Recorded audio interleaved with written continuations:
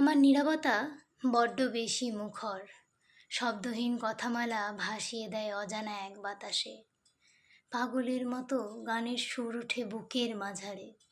আমার নীরবতা বড্ড বেশি অভিমানী। তাই তো সে বারংবার আনমনে ছবি আঁকে ভেঙে যাওয়া স্বপ্নগুলো।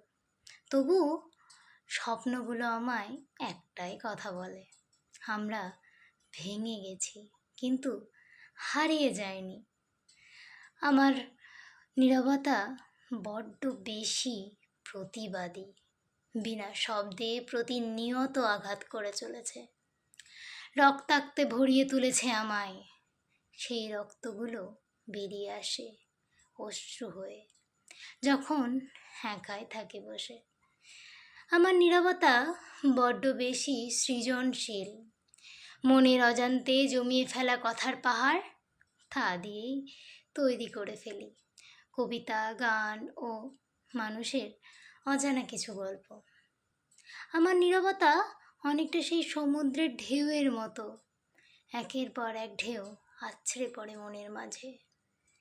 আবার সে ঢেউ চলেও যায় কোনো এক দেশে।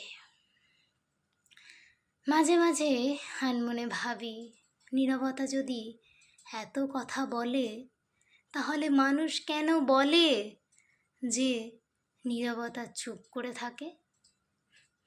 আসলে মানুষ নিজের নীরবতার কথাই ভাবে, অন্যের নীরবতা জানার চেষ্টাও করে না।